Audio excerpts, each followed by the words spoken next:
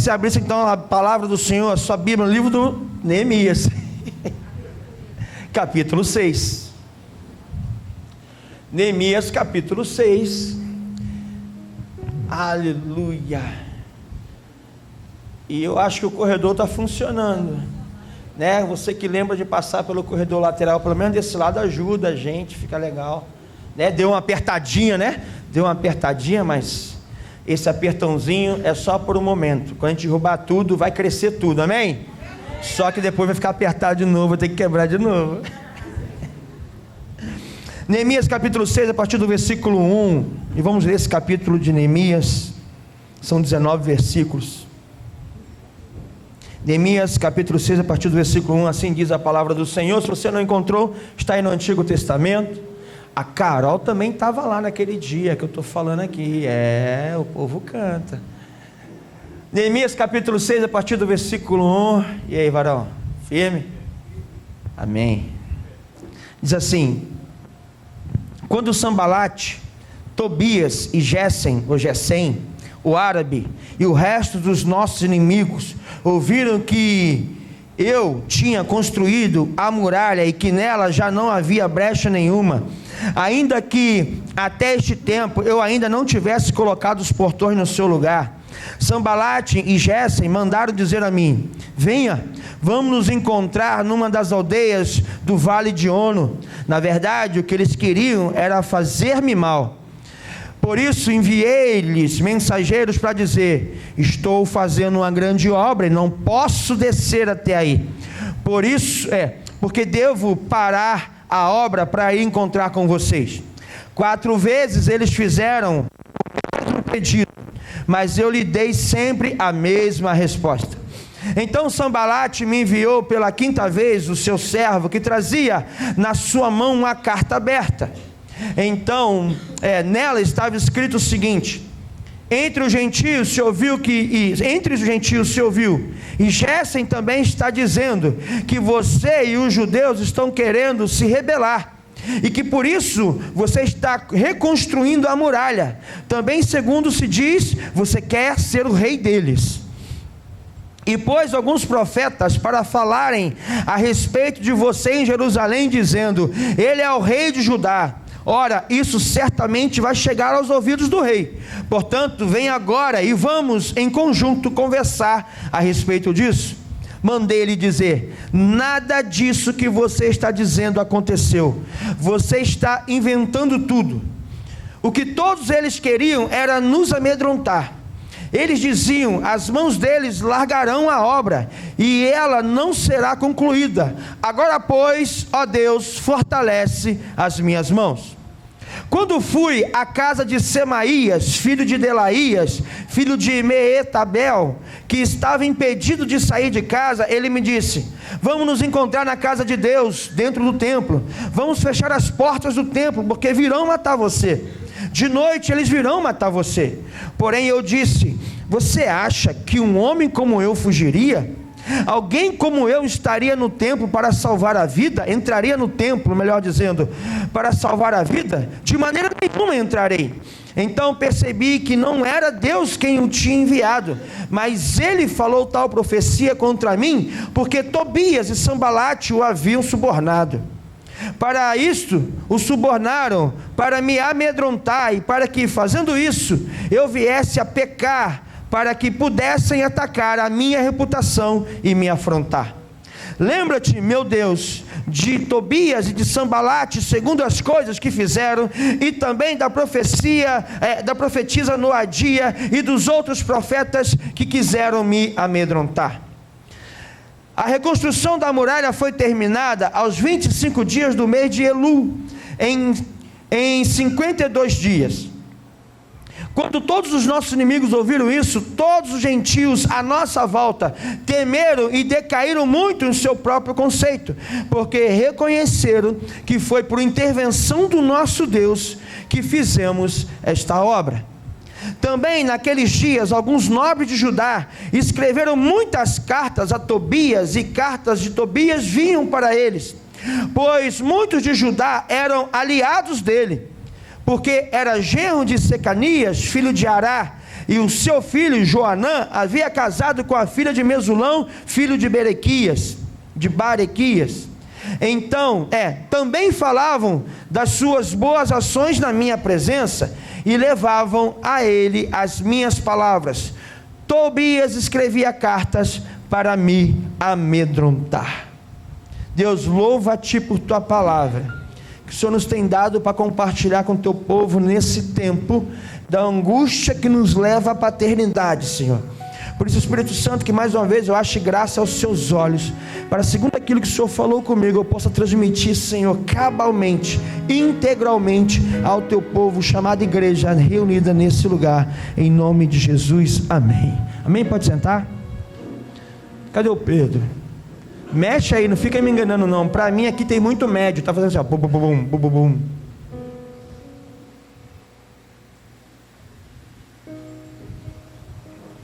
Irmãos, nós estamos nesse contexto da angústia de Neemias, quando ele se viu angustiado, quando tomou notícias do que havia ocorrido com Jerusalém, com Judá, de que suas muralhas estavam destruídas, de que seus portões estavam queimados, e que um montouro e outro montouro se fez daquela cidade, e que o povo que tinha ficado em Jerusalém e Judá estava padecendo necessidades, estavam doentes, não tinha remédio, não tinha médico, estava com fome e não tinham o que comer, estava com sede, as águas estavam contaminadas, e o povo estava passando aperto, o povo estava passando necessidade.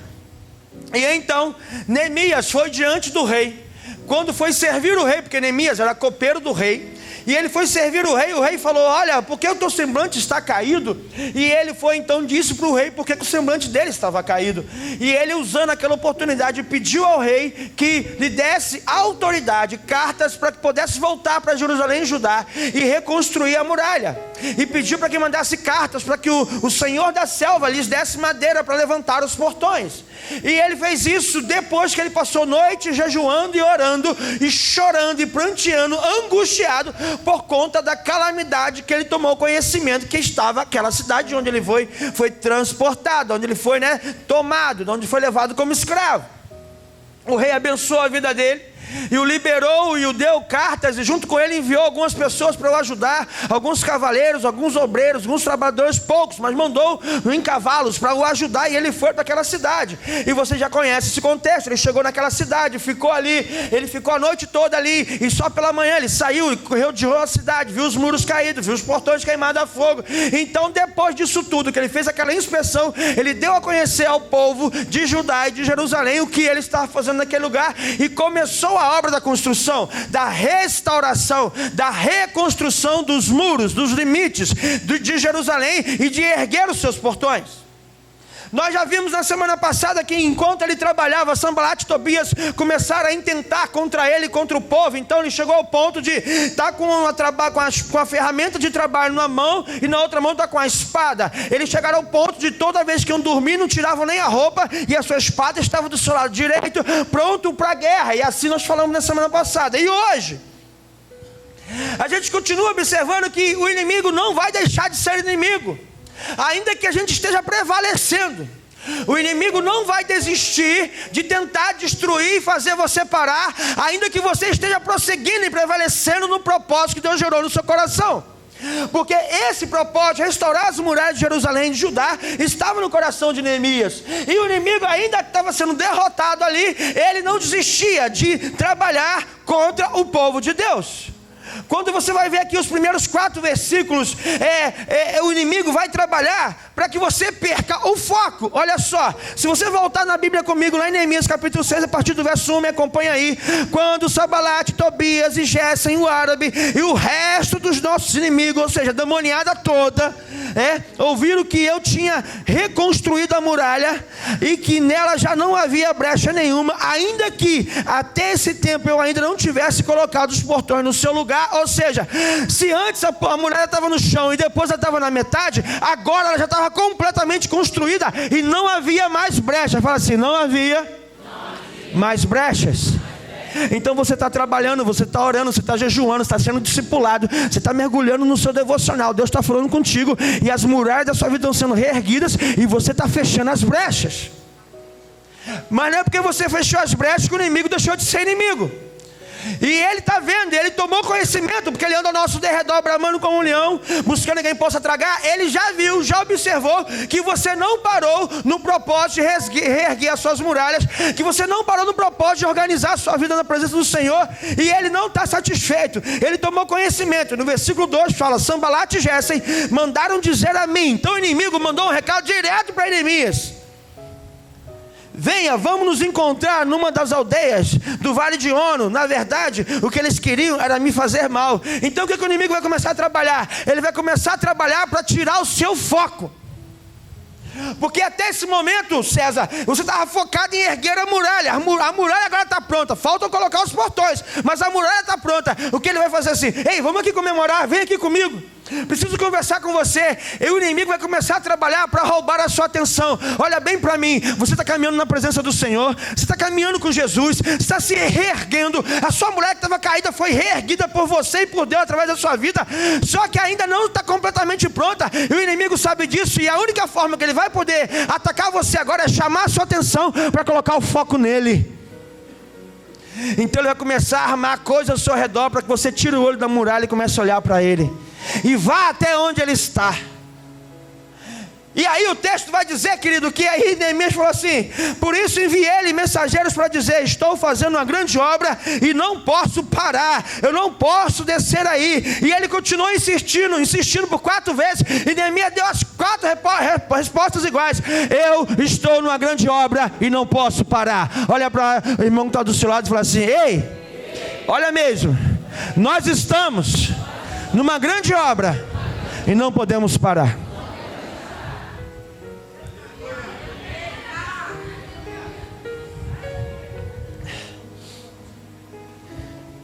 Porque existem pessoas que começam uma grande obra, mas a sua atenção é atraída pelo inimigo e a obra para, e o propósito para, e a pessoa fica pelo meio do caminho. Eu conheço não sou uma nem 2 pessoas, e nem 3, nem 4, nem 10, muito mais do que isso, que quando vai ao encontro com Deus, pelo menos, por exemplo, e volta de lá incendiado pelo poder do Espírito Santo, se Satanás atravessar na frente, tu vai passar por cima dele, e aí Satanás não tem pressa de passar na sua frente. Ele deixa as coisas irem se esfriando, a sua empolgação ir passando, e daqui a pouco você começa a dar atenção para o que ele está semeando na tua vida. E o que ele está semeando na sua vida, ele semeava antes também, só que antes você não dava atenção, você estava focado na muralha. Só que chega um tempo da sua vida que você tira o olho da obra, da missão que Deus te colocou para fazer, e começa a prestar atenção nos ataques de Satanás. E aí ele rouba a sua atenção e a obra fica por fazer. E quando você começa a dar atenção para Satanás, a obra para. E aí você parou pelo meio do caminho. Você achou que tudo ia acontecer, que tudo ia dar certo, estava dando, mas de repente parou de acontecer. Por quê? Porque você parou de trabalhar. Você parou de dar atenção para aquilo que o Senhor colocou no seu coração como propósito. O Satanás conseguiu roubar você daquela posição que você estava antes, e ele te atraiu para o lugar onde ele está. Porque você percebe que ele não foi.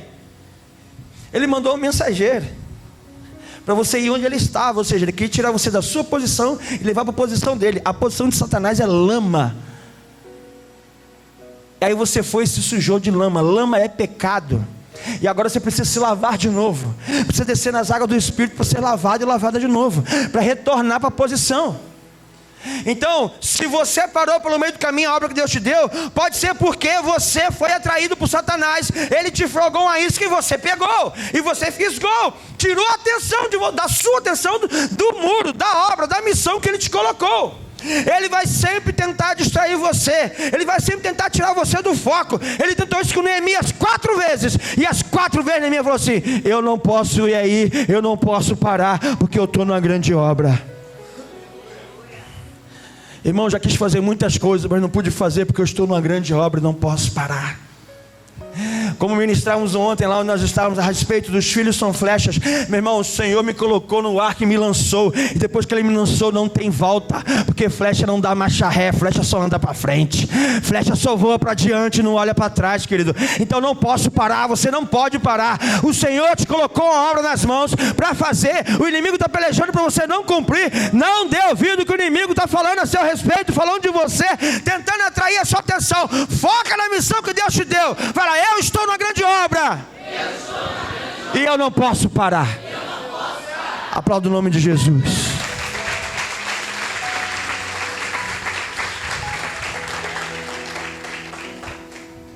O inimigo vai querer roubar o teu foco, tirar a sua atenção. Eles tentaram impedir a obra das mãos de Neemias. Eles não estão felizes com o crescimento da obra. Ei, tem gente que não está feliz com o crescimento da obra de Deus na sua vida. Tem gente que não está feliz com o seu crescimento espiritual. Tem gente que gostava de você porque você estava na igreja, mas também sentava lá no bar com ele. Hoje eu estava conversando com um servo do Senhor desse lugar, dessa igreja, que está sendo discipulado nessa igreja, faz parte de uma célula. Eu falei: ei, varão, como é que está a situação lá fora na pista, na rua? Ele: pastor, a situação é a seguinte: eu não sento mais onde eu sentava, eu não caminho mais com quem eu caminhava, eles continuam sendo meus amigos, mas eu não ando mais naquele meio. Eu os cumprimento, eu os abençoo, se precisar de minha ajuda eu vou lá, precisa virar aquela laje, eu viro aquela laje, precisa socorrer o filho, eu socorro o filho. Não vou negar ajuda, mas eu não posso andar junto com eles nesse momento, porque eu estou nessa grande obra e não posso parar. E tem gente que se alegra, mas tem gente que fica chateado. Tem gente, hoje eu conversava com outra irmã, e a irmã estava na angústia, por quê? Porque ela já era questão, não era mais amiga, era questão de família. Porque minha família é isso e aquilo. E eu falei assim: a minha postura é essa. Minha mãe sabe que ela corre o risco de eu não estar com ela no dia das mães. Ainda que eu me esforce e faça de tudo para estar, pode ser que um dia eu não esteja. Por quê? Porque eu estou numa grande obra, não posso parar. Depois que o Senhor me lançou daquela terra, querido, eu estou voando na presença do Espírito Santo e não posso parar. Eu não estou dizendo que eu vou negligenciar cuidado com pai e mãe, desonrar pai e mãe. Não estou dizendo isso. Estou dizendo que nada pode roubar o foco da obra de Deus na minha vida, e nem na sua. Amém ou não amém? Maravilha. Outra coisa que o inimigo vai fazer: eles queriam lá tirar o foco de Neemias e levar Neemias para uma armadilha, porque eles queriam matar Neemias. Só que Neemias não caiu na armadilha. O inimigo veio para matar, roubar e destruir.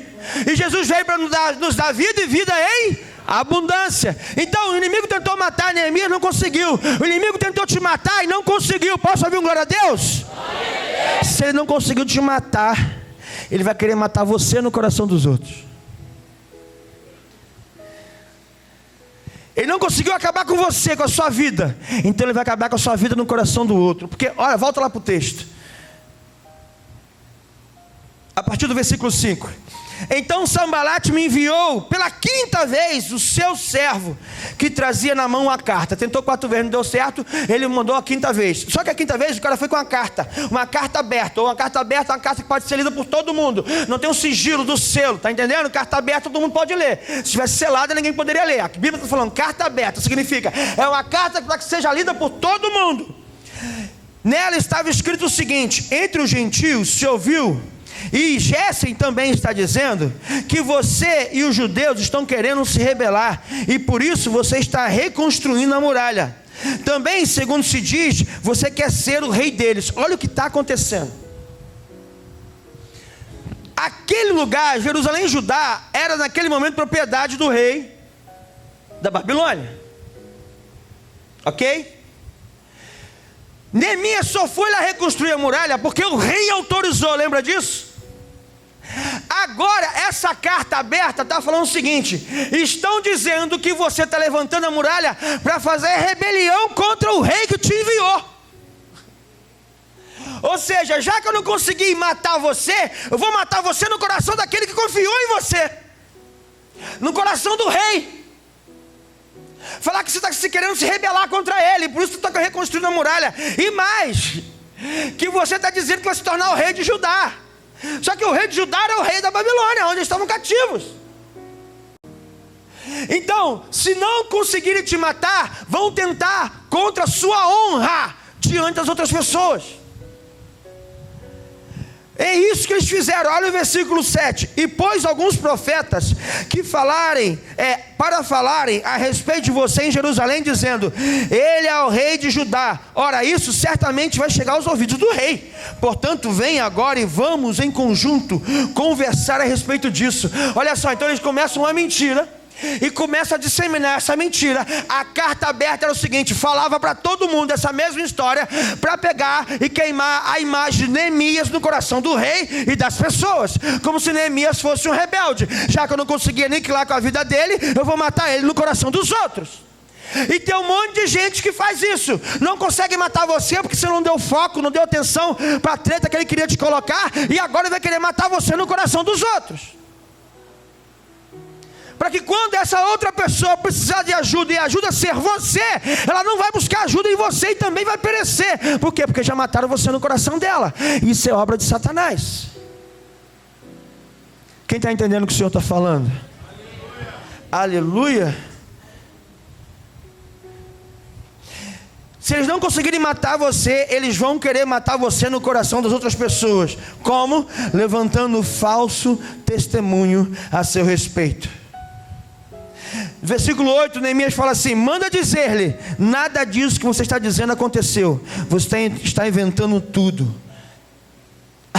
A Bíblia não diz que Neemias levantou, largou, pegou, montou no seu cavalo, pegou os cavaleiros que estavam com ele, foi lá e deu um couro em Sanbalate e em Gesse. A Bíblia diz que Neemias falou assim: isso é mentira. E ele continuou no foco da obra. Porque ele falou: eu estou numa grande obra e não posso parar. Pastor, eu estou falando mal a seu respeito. Dane-se. Vão continuar falando, porque aqueles que me conhecem sabem quem eu sou. E nós estamos caminhando junto para uma grande obra. E quem não está envolvido nesse contexto, não está feliz com o que o Senhor está fazendo, e Satanás os está levantando para inventar um monte de lorota. Ei, aquele que acusa não é enviado do céu. Aquele que acusa é enviado do inferno, porque o acusador é Satanás.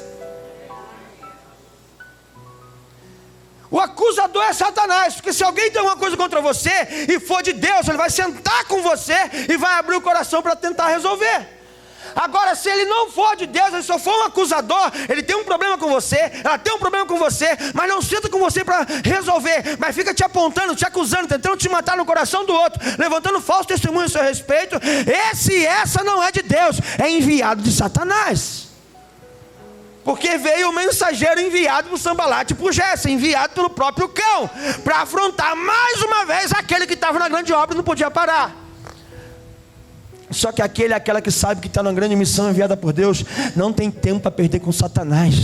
A obra é maior que a perseguição dela. A missão é maior que a perseguição, querido. O propósito é maior que as injúrias. Hoje eu compartilhei um texto com alguns pastores. Um texto não, um vídeo. Que fala acerca do ministério pastoral. Que o pastor tem que estar pronto para morrer, irmão. O pastor tem que estar pronto para chegar na igreja e receber o abraço de um irmão e receber uma calúnia do outro irmão.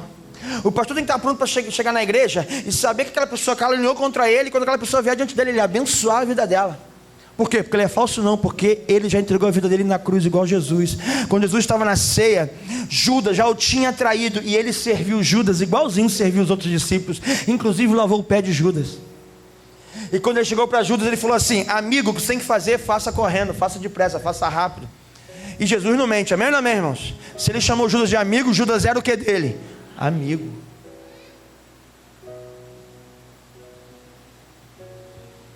O amigo de Jesus traiu Jesus, Jesus ainda o tinha como amigo. Então você que sabe que está numa grande obra, a obra é maior que você. Fala assim: a obra é maior do que eu. O Satanás vai levantar, o falso testemunho vai levantar. E eu não estou falando nem da obra que a gente vai fazer aqui de derrubar e erguer de novo. Estou falando da obra que ele faz aqui, ó. Porque vai ter um monte de gente dizendo assim: ih, não vai conseguir. Mas lembra que a gente pregou aquele dia? Eu não preciso de ouro, de prata, eu preciso do meu Deus. O resto é com ele, irmão. Aleluia. O resto é com ele. Eu preciso ouvir a voz dele. Então os caras levantaram um falso testemunho, saiu falando, saiu caluniando, saiu inventando, tentando queimar a imagem de Neemias. E olha o versículo 9. Ei, terra, isso é forte. E todos eles queriam o que todos eles quem? Sanbalate, Tobias, Gesse, os árabes, os gentios todos, todo o povo ali, eles queriam nos amedrontar, eles querem nos colocar medo. Por quê? Porque o medo paralisa. O medo paralisa. Eles diziam: as mãos deles largarão a obra e ela não será concluída. O projeto de Satanás é fazer você largar o teu chamado.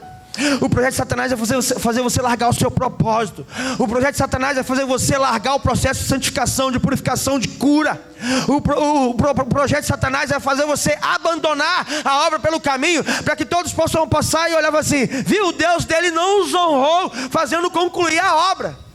Viu, começou muito bem, mas desviou de novo. Viu, começou muito bem, mas já está aqui na cachaça de novo. Viu, começou muito bem, mas já está fazendo coisa errada de novo. O que Satanás quer é envergonhar o nome de Deus usando você. Só que se você entender que a obra é maior do que você, que o propósito é maior que você, e que você não pode perder o foco, Satanás vai tentar, mas não vai conseguir. Porque ele já tinha tentado até aquele momento, e a muralha já estava erguida. Faltava só colocar os portões. Olha para a pessoa que está do seu lado e fala assim: ei, desiste não, está quase pronto.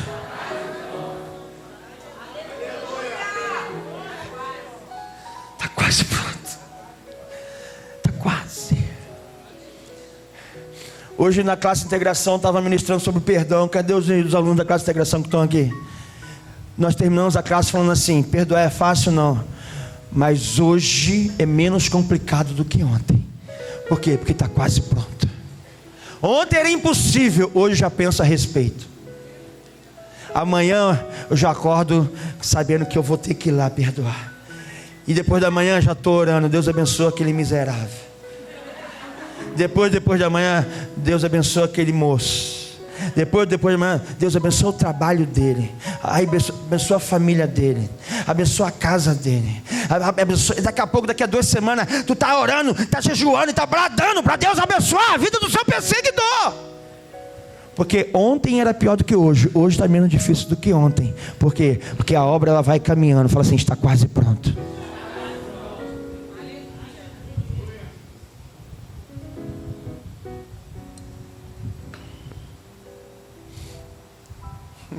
Aí o versículo 9 termina assim: agora pois, ó Deus, fortalece as minhas mãos. Neemias está orando.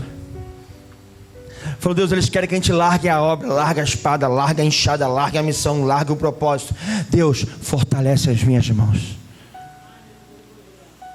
Tem hora que você tem que falar: Deus, estou com vontade de largar. A guerra está difícil, eu não aguento mais essa prova. Quem além de mim sentiu vontade de abandonar? Abandonar ministério, abandonar trabalho igual eu já abandonei. Já abandonei trabalho, irmãos. Tranquilaço, me estressei, eu também vou embora. Depois paguei o preço. Peleja danado, mas já fiz. Abandonar a família, tenho vontade de abandonar, irmãos.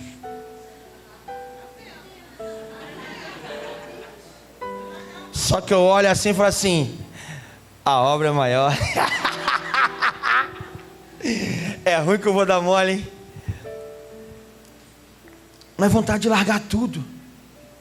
Fazer igual os discípulos do caminho de Emaús. Uma grande decepção nos faz retornar para a antiga vida. E aí chega uma hora que a gente tem que parar e falar assim: olha só, Deus, está vendo tudo isso aqui? Deus, fortalece as minhas mãos. Por que Neemias fala fortalece as minhas mãos? Quando você fala assim: menino não põe o dedo na tomada, por que é? Porque ele está indo botar o dedo na tomada. Quando Deus fala assim: não matarás, é por quê? Porque era tudo assassino. Então o que Neemias está falando assim? Fortalece as minhas mãos. Por quê? Porque as mãos estavam fracas. Ele estava cansado. Estava quase pronto, mas ele estava cansado. Tem hora que você vai assim: está quase pronto, mas eu não aguento ir adiante.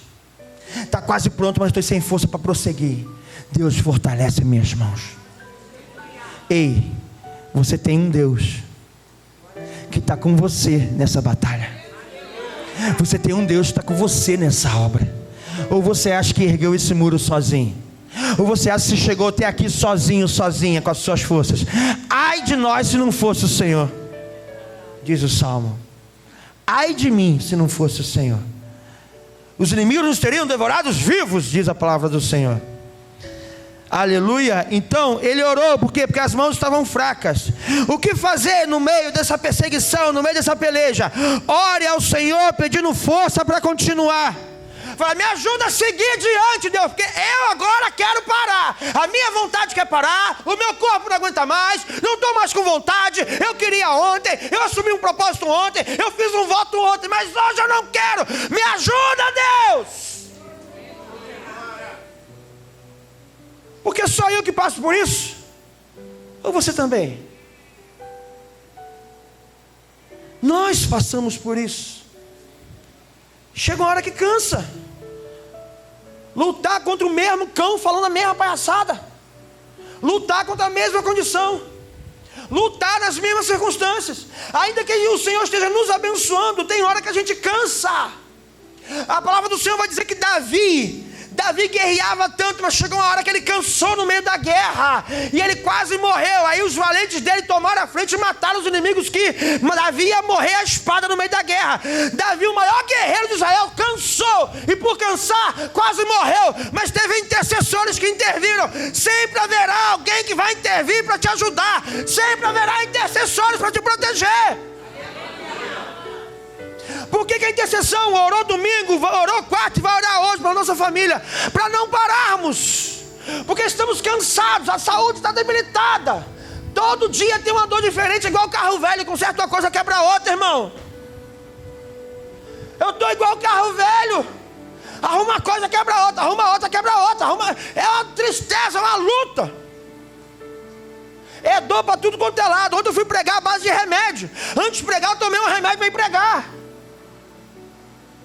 Pensa que é o quê? Que é fácil? Não é. Senhor, fortalece as minhas mãos. Aleluia. Porque o Deus que gerou angústia no seu coração para resgatar essa nação é o Deus que te garante nesse chamado, querido. Essa angústia que Neemias sentiu lá no capítulo 1 e o levou para lá de volta, foi gerada pelo próprio Deus.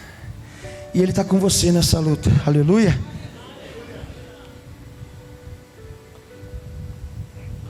Olha para a pessoa que está do seu lado.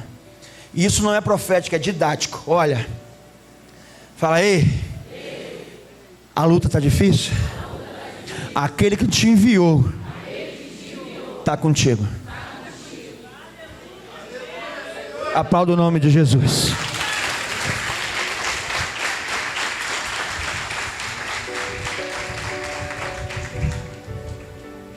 Segue comigo na Bíblia, versículo 10. Ele orou ao Senhor, fortalece minhas mãos, e foi fazer uma visita. Olha que homem maravilhoso. Ele é melhor do que eu. Ele foi fazer visita, eu não consigo nem visitar. É terrível. Quando fui à casa de Semaías, filho de Delaías, filho de Meetabel, que estava impedido de sair de casa. Então ele foi visitar quem estava doente. Obrigado, Varua. Impedido de sair de casa, estava doente, né? De alguma forma não conseguia sair de casa. Ele me disse: vamos nos encontrar na casa de Deus, dentro do templo. Vamos fechar as portas do templo, porque virão matar você. De noite eles virão matar você. Porém eu disse: você acha que um homem como eu fugiria? Alguém como eu estaria no templo, entraria no templo para salvar a vida? De maneira nenhuma entrarei. Então percebi que não era Deus quem o tinha enviado, mas que ele falou tal profecia contra mim, porque Tobias e Sambalate o haviam subornado. Para isso o subornaram, para me amedrontar, e para que, fazendo isso, eu viesse a pecar, para que pudessem atacar a minha reputação e me afrontar. Lembra-te, meu Deus, de Tobias e de Sambalate, segundo as coisas que fizeram, e também da profetisa Noadia e dos outros profetas que quiseram me amedrontar. Olha só, eles vão subornar pessoas perto de você para tentar lhe derrubar. Você não vai subornar com dinheiro, vai querer persuadir. Por que ele foi visitar essa pessoa? Porque essa pessoa era importante para ele. Porque ele tomou conhecimento que alguém que estava perto dele estava doente, e ele foi visitar. Se ele foi visitar, no mínimo ele tinha alguma responsabilidade sobre aquela pessoa, sim ou não? No mínimo ele tinha algum sentimento de apreço por aquela pessoa, sim ou não? No mínimo ele se sentia responsável pela vida daquela pessoa. E ele foi lá, a única hora que ele largou a obra para ir lá, para ir fazer outra coisa, foi visitar uma pessoa. E ele chegou lá, essa pessoa começou a aconselhar de forma que ele falou assim: ei, isso não pode ser de Deus. Por acaso eu sou homem para fugir de guerra? Por acaso eu sou homem para me esconder porque vão me matar? Porque querem me matar? Um dia eu estava ministrando, lembra do contexto de um dia? Foi ontem ou 20 anos atrás, deixa eu ver a continha desse. Eu estava na outra cidade, num retiro de jovens, tem uns 10 anos, 15 a 10 anos. E aí eu estava ministrando, aí caiu um jovem assim, buf, no meu pé, endemoniado. Na verdade caiu um monte de jovem endemoniado da mesma vez. Tudo junto, quem estava ministrando. Aí o jovem caiu endemoniado assim, aí Satanás olhou para você, eu quero te matar. Eu falei assim, novidade nenhuma, leia a Bíblia, seu trouxa, eu sei disso. Eu quero te matar, Zé, lógico que ele quer.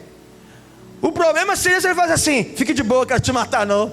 Como assim Satanás vai falar que não quer me matar? Significa que eu estou andando com ele. Significa que eu não estou causando dano ao reino dele. Se ele fala, eu quero te matar, glória a Deus, vamos dar um culto de ação de graça. Aleluia. Irmão, quando Satanás se levanta contra você, marca um culto de ação de graças. E agradeça a Deus que está cumprindo o propósito de Deus. Porque o inferno não pode ficar satisfeito com você e não levantar uma treta contra você todos os dias. John Wesley, o fundador do movimento metodista, que deu origem à nossa igreja, ao movimento da nossa igreja, um dia, está escrito no diário dele, ele falava assim, lá na casa dele, antes de sair para pregar, porque ele pregava em média 3 vezes todos os dias, 7 dias por semana. Antes de sair no devocional dele, ele fez uma oração escrita assim: Senhor, tem 3 dias que o inferno se levanta contra mim.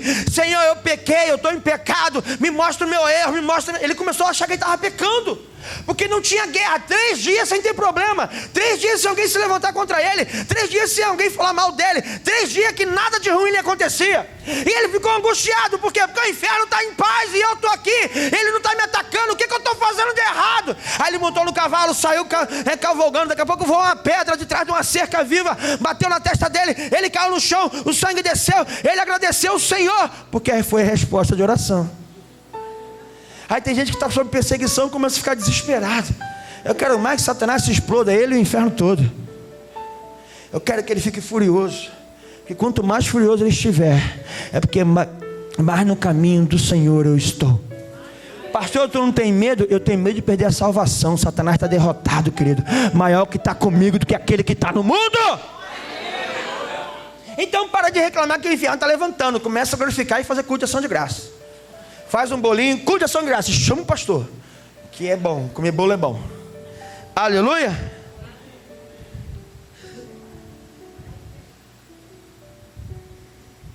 Pastor, não tentará o Senhor teu Deus. Não estou tentando um Deus, porque assim que fica bonitinho.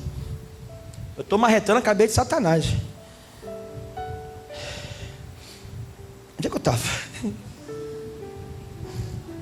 Marretando a cabeça de Satanás, tá bom.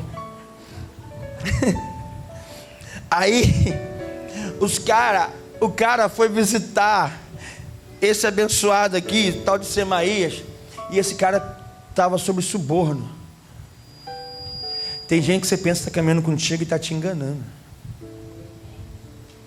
Tem gente que fala assim: estamos fechadão, pastor, estamos fechadão, minha líder, meu líder. E você começa a caminhar, mas o Espírito Santo vai te revelar que ele se vendeu para Satanás. O que você vai fazer? Vai lá tirar satisfação? Não, tu vai fazer igual está no versículo 14. Lembra-te, meu Deus, de Tobias, de Sambalate, segundo as coisas que fizeram, também a profetisa Noadia e dos outros profetas que quiseram me amedrontar. Ah é? Se levantou contra mim? Aí Deus, você está vendo, né? Tu está vendo, né? Dá conta tu deles e segue na obra. Segue na obra, irmãos. O que é isso, Maurinho? Entrega na mão de Deus e vai. Entrega. E aí eu acho legal de entregar, porque tu entregar na mão de Deus, Deus pode fazer de 2 uma. Olha só, você entrega na mão de Deus, Deus pode fazer assim, que coisinha, ou pode fazer assim. Mas aí é com Deus. Entrega na mão de Deus e volta para a missão, irmãos. Não tenha dó, deixa lá, Deus vai tratar. Cara, o cara era muito chegado de Deus. Ele falou assim, é tipo a irmã Soninha falar assim: pega ele, Deus, vai dar ruim. Porque tem gente que está em níveis que a gente quer chegar, amém, não amém? Só que a gente não quer pagar o preço que eles pagam, então também não tem jeito, né? Lembra? Mas é aquela outra pregação de Moisés subiu o monte. Então tem gente que anda com você, mas não está com você. Ele está com aquele que quer te matar. Se vendeu, aceitou suborno, tipo Judas, que eu já citei aqui hoje, aceitou suborno, para se dar bem de alguma forma. Ele abriu mão do propósito que ele tinha contigo, se vendeu para tentar te pegar, te matar. Só que, querido, o Espírito Santo vai te revelar. Aleluia. E aí, caminhando para o final, chega o versículo 15 que fala assim: a reconstrução da muralha foi terminada aos 25 dias do mês de Elul, em 52 dias.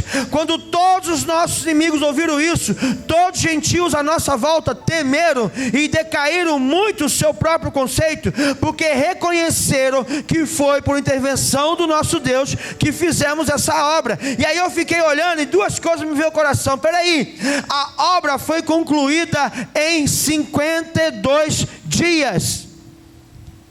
Por que a Bíblia enfatizou 52 dias? Isso logo me veio essa pergunta, porque eu tenho essas curiosidades. E aí, não está na Bíblia, é uma conjecturação, e eu não vou dizer nem que foi o Espírito Santo que revelou, mas de imediato me veio a seguinte resposta: quantas semanas tem um ano?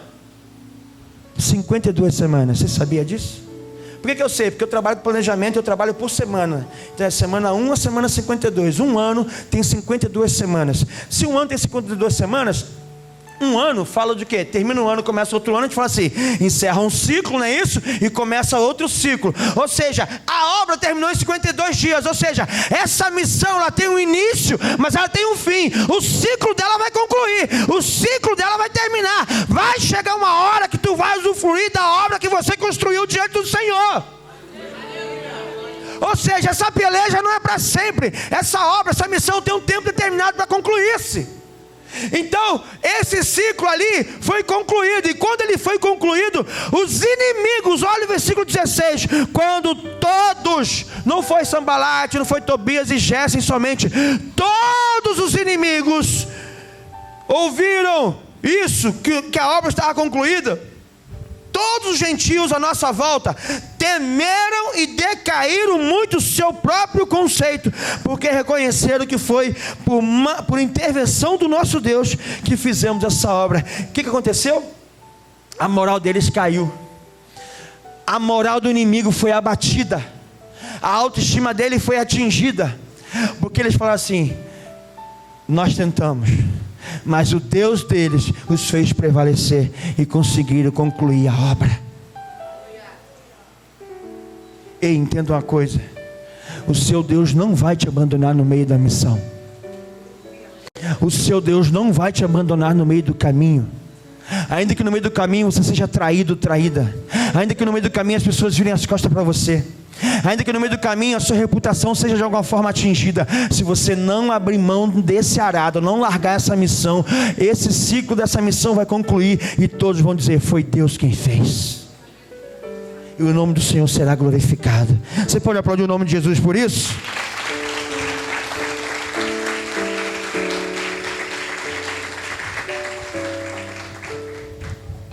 Só que eu poderia terminar a pregação agora, mas não posso, porque eu ainda tenho 3 versículos para falar com vocês, que é uma coisa que Deus falou assim: isso nunca acaba. Fala assim: isso nunca acaba.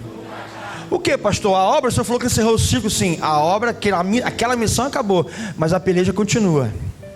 Versículo 17: também naqueles dias, alguns nobres de Judá escreveram muitas cartas a Tobias, e cartas de Tobias vinham para eles, pois muitos de Judá eram aliados dele, porque era genro de Secanias, filho de Ará, e o seu filho Joanã havia casado com a filha de Mesulão, filho de Berequias. Também falavam das suas boas ações na minha presença, e levavam a ele as minhas palavras. Tobias escrevia cartas para me amedrontar. O que está acontecendo aqui? Os nobres de Judá eram as pessoas que o próprio Neemias estava ajudando. Tu voltar no capítulo 1, esses caras estavam lá sofrendo, e Neemias estava lá ajudando a eles, porque Neemias ia acabar aquela obra, e o propósito de Neemias era voltar para o palácio, continuar servindo o rei, porque a angústia dele era levantar as muralhas dos portões. Então, tinha gente no meio do povo que ele estava ajudando, que era não amigo dele, era aliado de Tobias. E olha o que eles faziam: mandavam carta para Tobias, dizendo tudo que Neemias falava e fazia. E eles ainda tinham a arrogância de falar na frente de Neemias o que as benfeitorias de Tobias.